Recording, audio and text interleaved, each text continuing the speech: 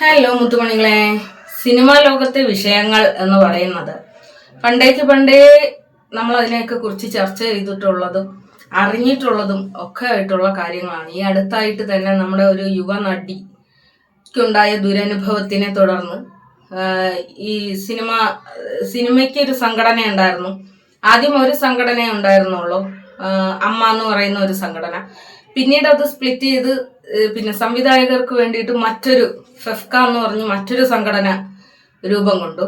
എന്നാൽ ഭയങ്കര കോളിളക്കം സൃഷ്ടിച്ച മറ്റൊരു പിന്നെ സംഘടന കൂടി ഇവരുടെ ഇടയിൽ നിന്നും പൊട്ടിപ്പുറപ്പെട്ടിട്ടുണ്ടായിരുന്നു. നമ്മുടെ യുവ നടിയുടെ ഒരു ദുരനുഭവവുമായിട്ട് ബന്ധപ്പെട്ടിട്ട് അതിനിടയിൽ വന്നിട്ടുള്ള ഡബിൾ സ്റ്റാൻഡുകൾ കാരണം ഒരു അമ്മ എന്ന് പറയുന്ന ഒരു സംഘടന രണ്ടായിട്ട് സ്പ്ലിറ്റ് ആയി പോയിട്ടുണ്ടായിരുന്നു.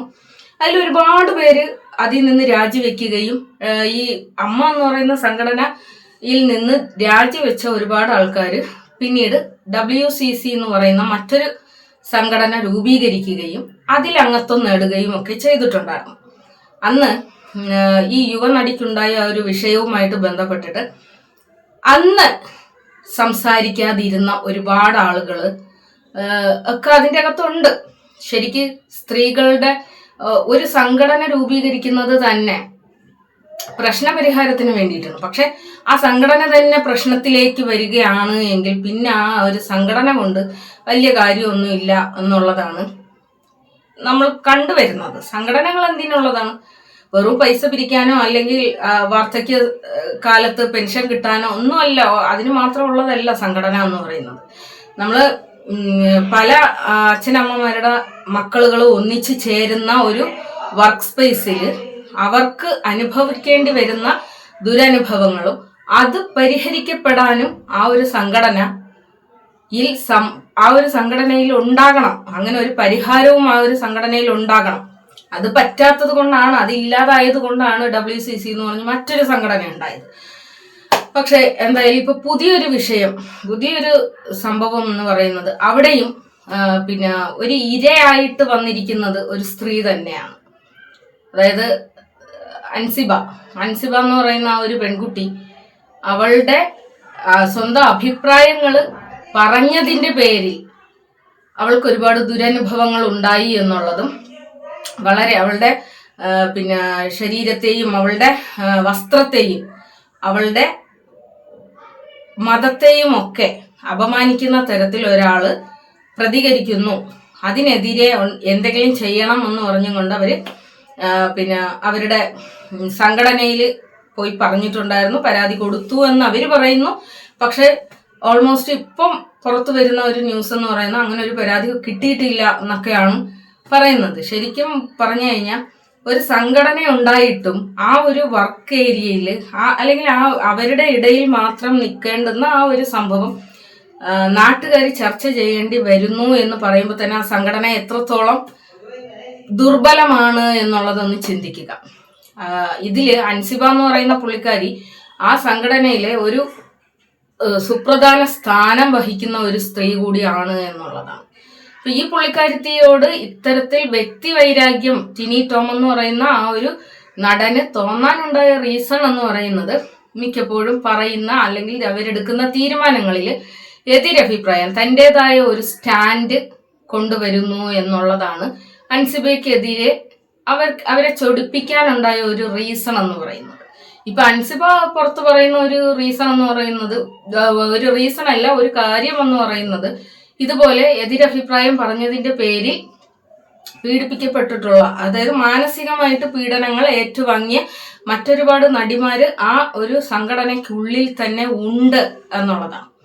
അപ്പൊ ഈ അപമാനങ്ങളൊക്കെ സഹിച്ചുകൊണ്ട് ഈ ഒരു സംഘടനയിൽ തന്നെ നിൽക്കാൻ വേണ്ടിയിട്ട് ഇവർ തയ്യാറാകുന്നതിന്റെ റീസൺ എന്താണ്? ആരെങ്കിലും ചിന്തിച്ചിട്ടുണ്ടോ? അതിന്റെ റീസൺ എന്ന് പറയുന്നത് ഇവരുടെ ഈ ഒരു മേഖലയിൽ ജോലി ചെയ്യുക എന്ന് പറയുന്നത് തന്നെ ഭയങ്കര ഡിഫിക്കൽട്ടാണ്. അപ്പൊ ഒരുപാട് ആളുകൾ ഉള്ള ഒരു സ്ഥലത്ത്, ഒരുപാട് ആളുകൾ വർക്ക് ചെയ്യുന്ന ഒരു സ്ഥലത്ത് വളരെ ഗുഡ് സർട്ടിഫിക്കറ്റ് വാങ്ങിച്ചാൽ മാത്രമേ അവർക്ക് ആ ഒരു വർക്ക് കിട്ടുകയുള്ളൂ. ഒന്നാമത്തത്. രണ്ടാമത്തത്, ഇവർക്ക് ഈ ഒരു ജോലി തീർന്നു കഴിഞ്ഞാൽ ഒരു ഏജ് എത്തിക്കഴിഞ്ഞാൽ ഇവർക്ക് വേണ്ടുന്ന പെൻഷൻ, ഇവരുടെ ചികിത്സ തുടങ്ങിയവയൊക്കെ ഈ സംഘടന ഏറ്റെടുത്ത് നടത്തുന്നുണ്ട്. അപ്പൊ അതൊക്കെ കൊണ്ടായിരിക്കാം ഇത് ഒരുപാട് പേര് സഹിച്ചിട്ട് ആ ഒരു സംഘടനയിൽ നിൽക്കുന്നത് തന്നെ. എന്തായാലും അതിനേക്കാളൊക്കെ വിഷയം എന്ന് പറയുന്നത്, മുമ്പ് യുവനടി പീഡിപ്പിക്കപ്പെട്ട കേസിൽ യുവനടിക്കെതിരെ സംസാരിച്ചത് പുരുഷന്മാരെക്കാൾ കൂടുതൽ സ്ത്രീകളാണ് എന്നുള്ളതാണ്. ആ സംഘടനയിൽ തന്നെയുള്ള സ്ത്രീകളാണ് എന്ന് പറയുന്നത് പോലെ തന്നെ ഇത്തവണയും അതിനൊരു മാറ്റവും സംഭവിച്ചിട്ടില്ല. അതിന് ആ ഒരു സംഘടനയിൽ തൻ്റെ പ്രയാസം ഒരു സ്ത്രീ പറഞ്ഞപ്പോ ആ സ്ത്രീയെ നിഷ്കരണം ഒറ്റപ്പെടുത്തിക്കൊണ്ട് സ്ത്രീകളെല്ലാം തന്നെ എന്താക്കി, പുരുഷൻ ആ ഒരു ടിനി ടോം എന്ന് പറയുന്ന ആ ഒരു പുള്ളിക്കാരൻ്റെ ഒപ്പം ഐക്യദാർഢ്യം പ്രഖ്യാപിച്ചു. അവിടെ സ്വന്തം ഒരു ഇതിനു മുമ്പും അതിൻ്റെ അകത്ത് പല വിഷയങ്ങളും ആ ഒരു സിനിമ മേഖലയിൽ ആ ഒരു സംഘടനയ്ക്കുള്ളിൽ പല അഭിപ്രായ വ്യത്യാസങ്ങളും നടന്നതിൻ്റെ പേരിൽ ഈ പുള്ളിക്കാരി അൻസിബ എന്ന് പറയുന്ന പുള്ളിക്കാരിയുടെ പേരിൽ മറ്റൊരു പ്രവർത്തക ഒരു കേസ് കൊടുത്തിട്ടുണ്ടായിരുന്നു. ആ ഒരു കേസിന്റെ അടിസ്ഥാനത്തിൽ പിന്നെ ഈ ഒരു സംഘടനയിൽ അൻസിബ മെസ്സേജ് ഇട്ടു, ഇങ്ങനെ ഒരു സംഭവം ഉണ്ട്, അവരെന്നെ പോലീസ് സ്റ്റേഷനിലേക്ക് വിളിപ്പിച്ചിട്ടുണ്ട് എന്ന് പറഞ്ഞപ്പോൾ അന്നും ഈ സംഘടനയുടെ പ്രസിഡന്റ് ആയിട്ടുള്ള പിന്നെ ടിനി ടോം ഇത്തരം ചീപ്പ് കേസുകളൊന്നും തന്നെ ഇവിടെ എടുക്കില്ല എന്ന് പറഞ്ഞുകൊണ്ട് വളരെ നല്ല രീതിയിൽ പറഞ്ഞു വിടുകയാണ് ചെയ്തത്. ശരിക്കും പറഞ്ഞാൽ അവർക്കിടയിൽ നടക്കേണ്ടുന്ന ഒരു സംഭവം ഇപ്പം വലിച്ചെടുത്ത് തെരുവിൽ കൊണ്ടുവന്നിട്ട് അലക്കുന്നു എന്നുള്ളതാണ്. എന്തായാലും സ്ത്രീകളായിട്ടുള്ള ആളുകൾക്ക് അല്ലെങ്കിൽ സ്ത്രീകളായ പേഴ്സൺസിന് ഇത്തരത്തിലുള്ള ദുരനുഭവങ്ങൾ ഉണ്ടാകുന്നതും ഇവരത് പുറത്തു പറഞ്ഞാൽ അവരനുഭവിക്കേണ്ടി വരുന്ന പ്രയാസങ്ങളെ കുറിച്ച് ആലോചിച്ചും ഇന്നും നിശബ്ദരായിരിക്കുന്ന ഒരുപാട് ആൾക്കാരുണ്ട്. പല മേഖലകളിലും ഉണ്ട് കേട്ടോ, പല മേഖലകളിലും ഉണ്ട്. സിനിമാ മേഖലയിൽ ഒട്ടനവധി ഉണ്ട് എന്നുള്ളതാണ്. എന്തായാലും ഈ ഒരു വിഷയം പബ്ലിക്കിൽ വന്നു കഴിഞ്ഞപ്പം ഇത്രയും കാര്യങ്ങൾ എനിക്ക് പറയണമെന്ന് തോന്നി.